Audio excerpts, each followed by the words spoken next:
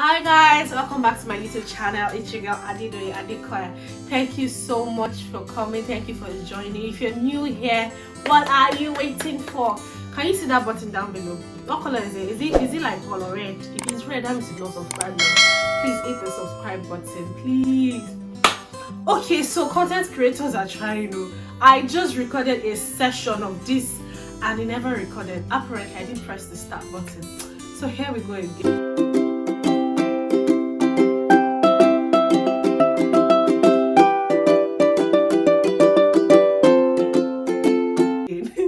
So this week I've gotten a lot of questions, a lot of people coming to me to ask that, oh Doye, do you know anything about the recently introduced health and social care visa, this and that? And I couldn't give them like accurate responses because I myself have not downloaded the information well. So over the week I took out time to like read up on it, check the new document, the new article that was amended, and what it meant for you and I, what it meant for everybody that wanted to migrate to the UK under the health and social care visa via the skilled workers route. So this health and social care visa came to play because of the strains and the strains that COVID-19 and Brexit has caused on the healthcare system of the United Kingdom. So that's why they came up with this, to alleviate this pain, to alleviate the stress on NHS staff, the nurses and all. So it's a call for more people to come to the UK as carers, as support workers, as care assistants, and the likes of them. So I'm just going to be telling you the modalities of the visa, how it's going to be, what is required of you, and when it's going to start. But I'm not going to say when it's going to start till the end of the video so that everybody can stay and listen to the end. So let's get right down to business. Let's get down to business. So the purpose of this instrument, the purpose of these changes. So they said this instrument amends the immigration rules made under the provisions of section 1 subsection 4 and section 3 subsection 2 in the Immigration Act 1971 that are used to regulate people's entry to and stay in the United Kingdom. The changes being made add care workers to the shortage occupation list and make the role eligible for the skilled worker route, disapplying the usual requirements that a role must be skilled to at least regulated qualification framework RQF level 3. Okay, so what is being done and why? The skilled worker route, like I mentioned, is for applicants with a specific job offer from an approved sponsoring employer. So number one thing you need to do, or you need to make sure of for you to be eligible for this route, is that you need to have an eligible employer that has the license to sponsor you. Some organizations have this job ready made, or they have this job ready, but they don't offer tier 2 sponsorship. That is, they don't have the license to sponsor you on this skilled workers visa route. So when you're applying for jobs, you need to make sure that this job can sponsor you, else it's just a waste of time, to be honest. So you need to make sure that the job indicates that they actually do sponsor. Yeah. Also, lower salary requirements and application fees apply where a job is on the shortage occupation list. Okay, so normally there's like a cap to all the whichever route you want to go through. Usually there's a cap. Yeah, if you want to go through this skilled workers route, you need to have like a cap. There's a cap of salary. There's a salary cap as to how much you have to earn. But if the job or if the list is on the shortage list, then there's like a what's it called, there's a waiver for them, and you can also pay an application fee if the job is on the shortage occupation list and the salary is lower than expected. I don't know if I'm making sense. I hope I am. Okay, so lower salary requirements and application fees apply where a job is on the shortage occupation list. These changes make care workers eligible because care workers, the money is not usually much, like maybe tech and all. So that's why care workers are eligible for this route, because of these amendments that they've made to this skilled workers route. Yeah. So these changes make care workers eligible to be sponsored in the skilled worker route and add them to the shortage occupation list. Is somebody dancing? I know I am. So these healthcare workers are now, before it was not there because their money is not up to par to the amount that you're supposed to have before a company can sponsor you. But now this has been amended and it's been waived, so it does not matter anymore. Before now, so a key existing requirement of the skilled worker route is the job offer must be one which involves duties and responsibilities involving skills equivalent to RQF level 3, broadly equivalent to a level of skills obtained through A levels or Scottish IAS. Applicants do not need to hold a formal qualification. It is the skill level of the job they will be doing which determines whether the threshold is met or not. What does this mean in English? Because this looks like gibberish. So what this means is that number one, you don't have to like have a formal qualification. You don't have to have like a BSc or an MSc or the likes of it, but you should be able to have skills. You should be able to have skill set that is equivalent to the RQF level 3. This RQF level 3 is like a diploma, is a vocational course, is a vocational degree. And if you have that RQF level 3, maybe in like health and social care, it's like a diploma in health and social care. So if you want to go on this route, I suggest that you have RQF level 3 certification or its equivalent in health and social care. This will give you higher and upper hands with your employers when you're trying to apply for jobs. Also, and then you don't need to have a formal qualification.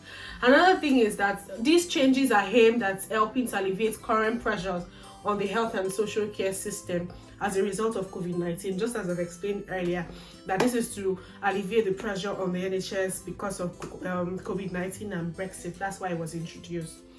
Also, sponsors offering jobs in shortage occupation must offer applicants a salary of at least equal to whichever is higher. So whichever one is higher in these three that I'm about to list. One, £20,480 per year, or £10.10 per hour, because usually the wages here are paid per hour, so you get your money per hour, or 80% of the going rate for the occupation code as listed in Appendix Skilled Occupation. So whatever job you're going to get should be able to pay you either of these three, whichever one is higher.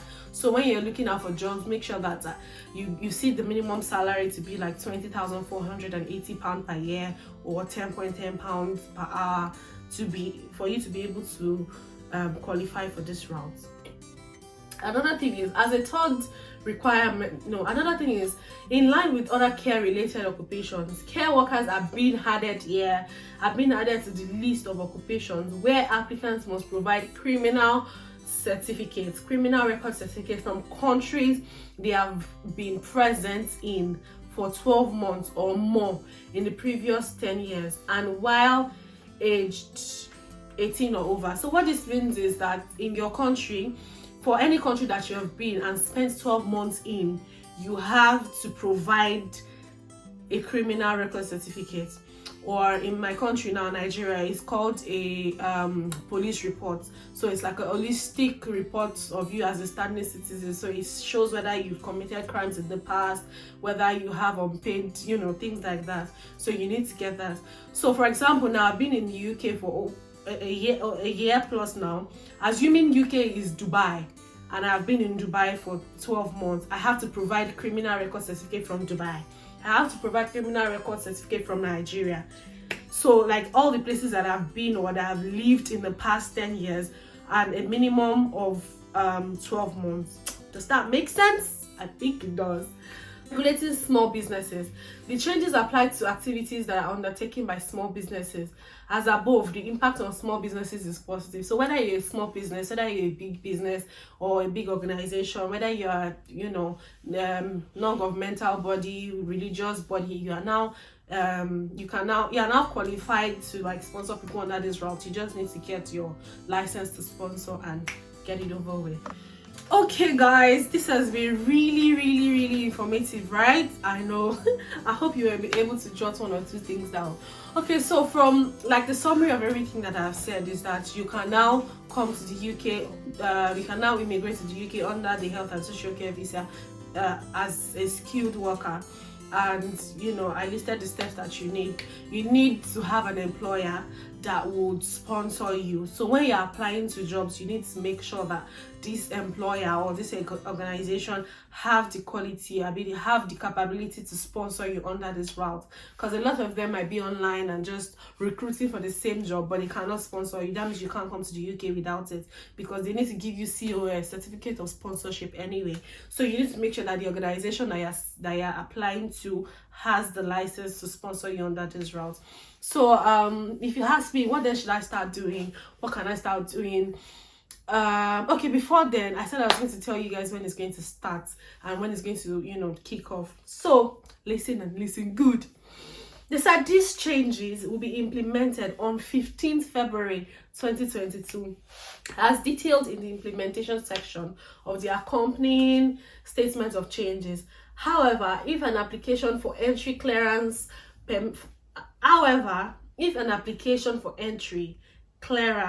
permission to enter, or permission to stay has been made before 15th of February 2022, such applications will be decided in accordance with the immigration rules in force on 14th February 2022. So I think you should just don't apply before 2022. Anyway, even if you apply now, like, the recruitment process doesn't start immediately. So if you apply and then you probably move to the next stage, you can't or couldn't have gotten sponsored before then, because they said if you do, you are going to be treated based on the rules that were in place before February 15th. So, but in the interim, you can start applying, start owning your skills, because it's called skilled worker visa route for a reason. They want you to have the skills that they are looking for. And even though they might, when you come to the UK, they might still teach you, but they expect you to have at least, some minimum or some level of understanding of basic use of some equipment, or some basic terms and all the like. So to help you with that, it's just like a plus or a bonus. You can, and no knowledge is wasted, you can register to voluntary organizations like maybe Red Cross, and then learn from them their basic life support, first aid. That's really what healthcare is about, to be honest. First aid, learning about treating people with dignity and respect, and all the likes. And then it will help your CV when you're writing your CV, and you say that that you're a volunteer in these bodies, or like you're a member of Red Cross. And I know that some organizations offer trainings under health and social care, so you can do those trainings as well, even though if no formal qualification is required. But if you have like maybe a certification in health and social care, and I know that this organization sometimes do some form of internships to just make you accustomed to the job, so that they don't ask you during the interview about this, I am wondering what are they talking about. But if you have like first-hand information about it, because it's one thing to apply, it's one thing for you to have the CV that is catchy, because thousands of people from all around the world are going to be doing this. So you need to try as much as possible to stand out from the crowd. So your CV has to make sense. Hone your CV, tweak your skills on your CV. Your cover letter should be top notch as well, and so that it will catch the eye of your sponsors. So I wish everybody that are interested in these routes good luck, and I'll be updating you guys should there be more information coming up during the week, on or before the start date of February 15th. So if there's any information, I'll make sure to put it out to you guys. If you have any question and maybe you need more clarifications on anything, you can drop your comments in the comment section. And also, if you want to reach out to me online real time, I'm on my business page is on Instagram as DEE UK Girl. That's it on the screen. And then my personal page is Adedori11. So you can reach out to me on either of those what's it called, either of those Instagram handles, and I'll be sure to respond to you guys. You've still not subscribed? Okay, maybe I'll not share another video.